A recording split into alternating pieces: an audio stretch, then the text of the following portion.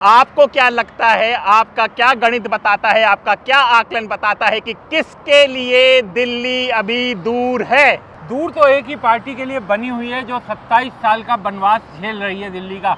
उन्होंने देश जीत लिया, पूरी दुनिया में सबसे बड़ी पार्टी होने का दावा कर लिया, लेकिन दिल्ली की सत्ता पर काबिज नहीं हो पाए। आपके आकलन के अनुसार किसको कितनी सीटें मिल रही हैं, ये सब जानना चाह रहे हैं। मुझे लग रहा है कि दिल्ली का चुनाव 50-20 का है। मेरा नंबर सीधा सीधा है कि 50 सीटें आम आदमी पार्टी को मिल रही हैं और 20 सीटें बीजेपी को मिल रही हैं। सबसे बड़ा फाइटर क्या केजरीवाल ही रहे पूरे चुनाव में? ये पूरा चुनाव एक तरह से अरविंद केजरीवाल रहेंगे या अरविंद केजरीवाल जाएंगे, इस चुनाव का केवल और केवल यही फैक्टर था। नमस्कार, मेरा नाम हैदर अब्बास नकवी है और आप लोग मुझको इस वक्त दासोतंत्र पर देख रहे हैं। हम जिस जगह पर खड़े हैं यहाँ से कुछ ही दूरी पर निज़ामुद्दीन औलिया साहब की दरगाह है और निज़ामुद्दीन औलिया साहब ने कहा था, हुन्स दिल्ली दूर अस्त। जी हाँ, दिल्ली अभी दूर है, ये तो इतिहास में बात थी, लेकिन क्या दिल्ली इलेक्शन में किसके लिए दिल्ली अभी दूर है, इसे जानने के लिए हमारे साथ हमारे सहयोगी विक्रांत यादव जी हैं। विक्रांत भाई, बहुत पहले कहा गया था हुन्स दिल्ली दूर अस्त, दिल्ली अभी दूर है, तो आपको क्या लगता है, आपका क्या गणित बताता है, आपका क्या आकलन बताता है कि किसके लिए दिल्ली अभी दूर है? देखिए, किसके लिए दूर है, ये सब सवाल जानना चाहते हैं। दूर तो एक ही पार्टी के लिए बनी हुई है जो 27 साल का बनवास झेल रही है दिल्ली का। उन्होंने देश जीत लिया, पूरी दुनिया में सबसे बड़ी पार्टी होने का दावा कर लिया, लेकिन दिल्ली की सत्ता पर काबिज नहीं हो पाए। और मैं बात कर रहा हूँ बीजेपी की। मुझे लगता है हैदर साहब कि इस बार के चुनाव में भी बीजेपी के लिए दिल्ली की सत्ता दूर रहते हुए दिखाई दे रही है और दिल्ली की सत्ता पर एक बार फिर मुझे लगता है कि अरविंद केजरीवाल की सरकार बन रही है। देखिए, दिल्ली को क्यों चाहते हैं, आज हम आपको दिल्ली के बीच में खड़े हुए हैं। हम कहेंगे अपने डीओपी से कि पूरी दिल्ली दिखाए कि कितनी खूबसूरत दिल्ली है और इस दिल्ली पर सब लोग राज करना चाहते हैं। तो विक्रांत, हम ये जानना चाहेंगे आपसे कि आपने आकलन किया होगा, ग्राउंड रिपोर्ट भी देखा, बाकी जर्नलिस्टों से भी बात की है, इस वक्त आपके आकलन के अनुसार किसको कितनी सीटें मिल रही हैं, ये सब जानना चाह रहे हैं। देखिए हैदर साहब, मेरा आकलन है, अपना आकलन है, और मैं कोई सर्वे एजेंसी नहीं चलाता, मैं कोई पोलस्टर नहीं हूँ, लेकिन जो जनता के बीच घूम रहा हूँ, दिल्ली का बाशिंदा हूँ, दिल्ली में पैदा हुआ हूँ, लोगों से बातचीत खूब करता हूँ, तो मुझे लग रहा है कि दिल्ली का चुनाव 50-20 का है। और ये 80-20 वाला धार्मिक ध्रुवीकरण या वैसा सांप्रदायिकता का पुट लिए हुए मेरा नंबर नहीं है। मेरा नंबर सीधा सीधा है कि 50 सीटें आम आदमी पार्टी को मिल रही हैं और 20 सीटें बीजेपी को मिल रही हैं। अब ये 50 में +-3 हो सकता है, यानी आम आदमी पार्टी 53 तक भी जा सकती है और 47 तक भी रह सकती है, बीजेपी 23 तक भी जा सकती है और 17 तक भी रह सकती है। एक सीट पूरी दिल्ली में, क्योंकि सबकी निगाहें हैं कि कांग्रेस कितना सीट जीतेगी। सिर्फ एक सीट कस्तूरबा नगर, जो हमसे कुछ ही दूरी पर है, कस्तूरबा नगर, बस आप इन सरकारी फ्लैट को जैसे देख रहे हैं, इनसे थोड़ा सा पीछे जाते ही कस्तूरबा नगर की सीट आ जाती है। एक यही सीट है कस्तूरबा नगर, जहां पर कांग्रेस के अभिषेक दत्त नंबर 1 और नंबर 2 की लड़ाई लड़ रहे हैं। वो चुनाव जीत भी सकते हैं और नंबर 2 पर रह भी सकते हैं। तो विक्रांत, ये आपने बहुत अच्छी बातें बताई, 50 और 20 का बताया, 70 सीटें पूरी हो गई हैं। तो हम ये जो निकल कर आता है फैक्टर और फाइटर, तो सबसे बड़ा फाइटर क्या केजरीवाल ही रहे पूरे चुनाव में? कोई इस बात में कोई दो राय नहीं है। ये पूरा चुनाव एक तरह से अरविंद केजरीवाल रहेंगे या अरविंद केजरीवाल जाएंगे, इस चुनाव का केवल और केवल यही फैक्टर था। और दिल्ली चुनाव को अगर हम पढ़ेंगे, दिल्ली चुनाव को समझेंगे, बाकी सब मुद्दे चुनाव में उछलते रहे, दिल्ली में कैसा शासन चला, दिल्ली में कैसी सरकार चली, बीजेपी आएगी तो क्या करेगी, क्या आम आदमी पार्टी ने सुविधाएं दी, तमाम चीज़ों पर बहुत चर्चा हुई। लेकिन चुनाव जिस पर टिका हुआ है, जिस पर वोटिंग होने जा रही है दिल्ली में, वो केवल एक सवाल है जो दिल्ली के वोटरों के जहन में है कि अरविंद केजरीवाल रहेंगे या अरविंद केजरीवाल जाएंगे। जो वोटर अरविंद केजरीवाल को रखना चाहते हैं वो केवल आम आदमी पार्टी को वोट देंगे। जो वोटर ये चाहते हैं कि अरविंद केजरीवाल चले जाएं, उनके पास 2 विकल्प हैं, कांग्रेस और बीजेपी। इसीलिए मैं बार बार कहता हूं कि अगर कांग्रेस का वोट शेयर ज़्यादा बढ़ा तो वो नुकसान बीजेपी का भी हो सकता है, क्योंकि वो वोटर है जो अरविंद केजरीवाल को हटाना चाहता है। तो अगर वो वोट ज़्यादा बटा तो बीजेपी को उसका नुकसान भी हो सकता है। लेकिन मुझे ऐसा लग रहा है कि ये 50-20 की संख्या रहेगी और दिल्ली में इस समय कुछ ऐसी सीटें हैं, करीब 15 ऐसी सीटें हैं जिन पर मार्जिन कम हो सकता है, जीत का हर जीत का मार्जिन कम हो सकता है। लेकिन इन 15 सीटों में भी मुझे ऐसा लगता है कि अपर हैंड आम आदमी पार्टी का 10 ये जो 15 सीटें इनमें से 10 में आम आदमी पार्टी अपर हैंड पर है और 5 में बीजेपी अपर हैंड पर है।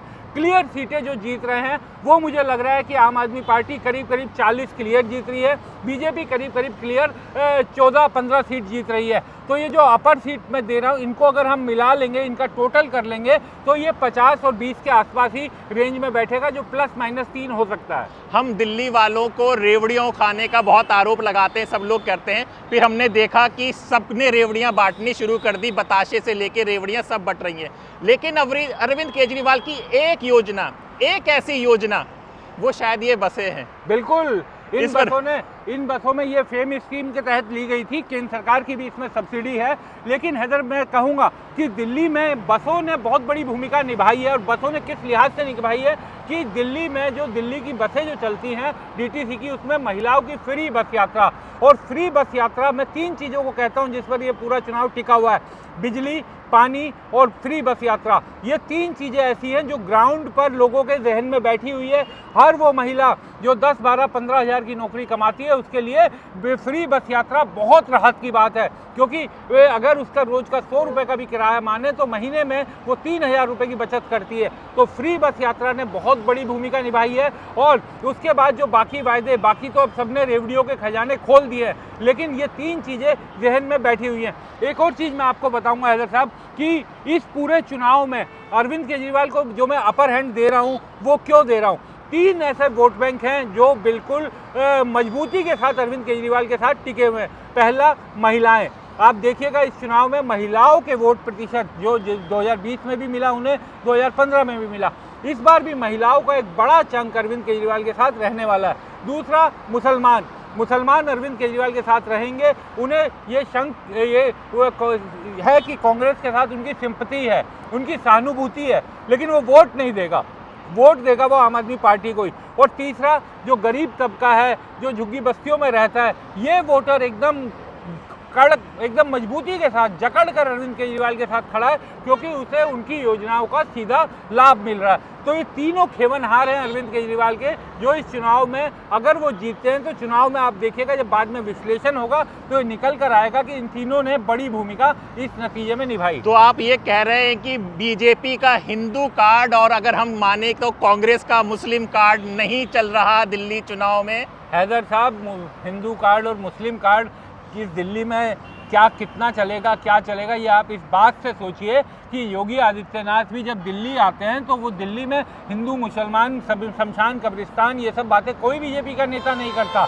दिल्ली में आपको स्कूल की बात करनी पड़ती है। अभी कल मैं देख रहा था प्रधानमंत्री जी स्कूली बच्चों से मिल रहे थे, बहुत ही अच्छी बात है, स्वागत योग्य है। इन सब चीज़ों पर हमें अपनी सरकारों को घेरना चाहिए। अगर स्कूल की शिक्षा पर, अस्पताल की सुविधाओं पर बात होगी तो दिल्ली वालों के लिए बहुत भले की बात होगी। पूरा दिल्ली चुनाव आप देख लीजिए, पिछली बार 2020 में सीए का आंदोलन चल रहा था इसी जमुना के पार ओखला में, बड़ा धार्मिक ध्रुवीकरण हो गया था। लेकिन इस बार दिल्ली में किसी भी राजनीतिक दल ने यह हिम्मत नहीं की कि थोड़ा भी इसे धार्मिक ध्रुवीकरण किया जाए, क्योंकि दिल्ली की जनता इसे पसंद नहीं करती और ये बात शायद बीजेपी को भी समझ में आ गया है। विक्रांत, ये पूरे चुनाव में ये पार्टियों की तो एक अलग बात हुई है जो आपने सब जगह बताया भी है। इलेक्शन कमीशन, इसके बारे में ही बताइए, इनकी भूमिका क्या है, कैसे रहेगी, क्या लोगों के मन में क्या डाउट है? बहुत निराश है लोग, क्योंकि चुनाव आयोग केवल ईमानदारी से काम करते हुए करना नहीं बल्कि करते हुए दिखना भी चाहिए। तो जनता के मन में बहुत से सवाल उठते हैं, जैसे वोट कटने और वोट जुड़ने के मामले में बहुत सारी चीज़ें उठी थी। अब आप देखिए 2-3 दिन से लगातार आम आदमी पार्टी के लोग शिकायत कर रहे हैं कि चुनाव आयोग धज्जियां उड़ा रहा है नियमों की, गिरफ्तारियां नहीं हो रही है, ये नियमों का एमसीसी का उल्लंघन हो रहा है। अब आतिशी ने कल पूरी रात कालकाजी इलाके में काफ़ी हंगामा रहा। वहाँ रमेश विधूड़ी के रिश्तेदार के होने का उन्होंने दावा किया सीट पर, वो नियम के मुताबिक नहीं रह सकते, लेकिन पुलिस ने बाद में उन्हीं के कार्यकर्ता को हिरासत में ले लिया था, ऐसा उन्होंने दावा किया है और ये भी कहा कि एमसीसी के तहत केस दर्ज कर लिया है। अब जाकर के चुनाव आयोग को ये सफाई भी देनी पड़ी है कि जब ये सारा हमला एक आदमी यानी मुख्य चुनाव आयुक्त पर होने लगा, तो अब मुख्य चुनाव आयुक्त की तरफ से, चुनाव आयोग की तरफ से ये सफाई दी गई है कि ये कोई व्यक्ति फैसला नहीं लेता चुनाव आयोग में, ये एक 3 चुनाव आयोग की टीम है जो फैसला लेती है और गलत इरादे से, गलत नियत से उन पर आरोप लगाए जा रहे हैं। लेकिन आप देखिए कि जिस तरीके से इस चुनाव में चुनाव आयोग के नियमों की धज्जियां उड़ी हैं, वो कहीं ना कहीं चुनाव आयोग के सवालों पर गंभीर सवाल खड़े करती है और आने वाले कई सालों तक चुनाव आयोग के रुख पर चर्चाएं होती रहेंगी। विक्रांत, हम लोग दिल्ली में रहे हैं, पले बड़े हैं, हमने सब कुछ देखा है, लेकिन इस तरह की ना नई दिल्ली में गुंडागर्दी चल रही है, तोड़ फोड़ हो रही है, मारपीट हो रही है, इसका कुछ भी नहीं हो रहा, क्या चीज़ है ये सब? देखिए, बिल्कुल वो एक प्रचार वाहन टूटते हुए तो हम लोगों ने कैमरे की नज़रों से देखा ही था। वैसे भी बहुत सी शिकायतें वहाँ पर आ रही हैं और नई दिल्ली सीट क्योंकि प्रेस्टीज का इशू बना लिया है कि किसी भी तरह अरविंद केजरीवाल को वहाँ पर हराना है। तो ये अभी तक चुनाव में ये देखा जाता था कि नाराज़गियाँ रहती थी लेकिन दुश्मनियाँ नहीं होती थी। जिस तरीके की दुश्मनी अब चुनाव में देखने को मिल रही है, ये बहुत ख़राब है। पहले कहा जाता था कि आपके साथ विचारधाराओं की लड़ाई होती थी, लेकिन अब अगर हाथापाई और गुंडे मवाली चुनाव में आएंगे तो आप समझ सकते हैं कि वो लोग जब लड़ाई झगड़े करेंगे, वो शामिल होंगे चुनावी प्रक्रिया के दौरान, तो वो किसी भी दल के लिए अच्छा नहीं है। और मुझे नहीं लगता कि दिल्ली की जनता कभी भी इस तरीके के जो हिंसा या कुछ इस तरीके का प्रयोग किया जाता है उसको कभी पसंद नहीं करती। बाकी आप चुनाव नतीजा देखिएगा। और नई दिल्ली सीट की क्योंकि आपने बात की, मैं आपको बिल्कुल जो अपने अनुमान से कह रहा हूँ कि नई दिल्ली की सीट अरविंद केजरीवाल जीत रहे हैं। उनका मार्जिन कम ज़्यादा हो सकता है क्योंकि पिछली बार वो करीब 24,000 के मार्जिन से जीते थे, लेकिन इस बार हो सकता है कि अरविंद केजरीवाल का मार्जिन थोड़ा कम रहे, वो 10-12 हज़ार से वोट से चुनाव जीते, लेकिन वो चुनाव में अभी अपने दोनों सहयोगी, दोनों जो उनके विरोधी हैं उनसे आगे हैं और मुझे लगता है कि वो अपनी सीट आसानी से जीत रहे हैं। दिल्ली में कुल कितने प्रतिशत वोट पड़ जाता है, कैसे परसेंटेज होता है, या इसमें भी होगा कि ज़्यादा पड़ेगा तो बदलाव के लिए, या है ऐसा कुछ होने वाला है? देखिए, इस तरीके का कोई खास फार्मूला या सटीक फार्मूला नहीं होता है साहब। ये एक चुनावी पंडित अपनी तरफ से अनुमान लगाते हैं। हमने कई बार इसको उलटते पलटते देखा है कि कई बार ज़्यादा वोटिंग हुई तब भी सरकार चली गई, कम वोटिंग हुई तब भी सरकार चली गई, या कम वोटिंग पे भी सरकार बच गई और ज़्यादा वोटिंग पर भी सरकार बच गई, वही सरकार बनी रह गई। तो इसका कोई मतलब नहीं है। हमारी तो दास स्वतंत्र की तरफ से दर्शकों से यही अपील है कि वोट जरूर दें। आप किसी भी पार्टी को वोट दें, जिस पार्टी को आप पसंद करते हैं आप उसे वोट दें, लेकिन वोट जरूर दें क्योंकि आपके वोट की ताकत ही सरकार का गठन करेगी। अगली सरकार कैसी होगी इसकी जिम्मेदारी आपके ऊपर है। बस एक आखिरी सवाल, क्योंकि ये दर्शकों का सवाल है, हमारे पास आ रहा है। हमने देखा था 5 अक्टूबर, 5 ही तारीख थी, अक्टूबर की थी, हरियाणा में चुनाव हुए थे और 8 को रिजल्ट सबको पता चला क्या है, और यहाँ पर भी 5 को हो रहा है और 8 को रिजल्ट क्या आएंगे ये अमित शाह जी ने ऐलान किया हुआ है। इसके बारे में भी दर्शक बड़े चिंतित और बड़े सोच रहे हैं कि किस तरह से क्या चीज़ कही जा रही है, इतने बड़े लेवल पर इस तरह की बातें होती हैं। देखिए, मुझे लगता है कि हैदर साहब, दिल्ली के चुनाव में कोई हर राजनीतिक दल कोशिश करता है कि अपने वोटर को ज़्यादा मैदान में लाए, दूसरे के वोटर वोट देने ना पहुंच पाएं, और कई तरह के जो आज की रात को तो विशेष रूप से कहा जाता है कत्ल की रात, कयामत की रात होती है। तो बहुत चीज़ें आज रात को तिगड़े में भिड़ाई जाएंगी, पैसा बटेगा, शराब बटेगी, ये सब चीज़ें होगा। लेकिन उसके बावजूद मुझे लगता है कि दिल्ली में बाकी जगह के मुकाबले चुनाव को थोड़ा कंट्रोल कर पाना उतना आसान नहीं है। दिल्ली में नतीजों पर आप विश्लेषण कर सकते हैं, लेकिन उस पर बहुत ज़्यादा सवाल कि क्या कारण रहे, क्या कारण नहीं रहे, ये उठाने का मौका शायद नहीं मिलेगा। और उम्मीद ये करनी चाहिए कि चुनाव शांतिपूर्ण रहें, चुनाव आयोग जो भी शिकायतें हैं उन पर तुरंत कार्रवाई करे, और सबसे बड़ी बात कि लोग अपना वोट डालने बूथ तक जाएं और किसी भी धमकी और उससे ना डरे। तो अगर जनता वोट डालने पर उतारू है तो जनता को कोई रोक नहीं सकता। अगर मैं अपना वोट डालना चाहता हूं तो किसी में कोई ताकत नहीं है कि मुझे बूथ तक जाने से रोक सके। तो यही जनता को करना पड़ेगा। आपका वोट, उनका वोट सरकार बनाएगा। वो जिसे चाहे उसे वोट दें, जिसकी चाहे उसकी सरकार बनाएं, बस ये सुनिश्चित करें कि हम अपना वोट ज़रूर डालें। तो कहा गया है कि दिल्ली दिल वालों की है और कल दिल्ली दिल और दिमाग दोनों से काम करेगी। जो भी होगा हम कल लाइव रहेंगे, बहुत ज़्यादा लाइव रहेंगे। द स्वतंत्र से जुड़ते रहिए क्योंकि यहाँ पर आपको एक एक सीट यानी कि 70 सीटों पर क्या होने वाला है सारी खबरें मिलेंगी। तो अपने दोस्त हैदर अब्बास नकवी को इजाज़त दीजिए, फिर होगी मुलाकात। नमस्कार।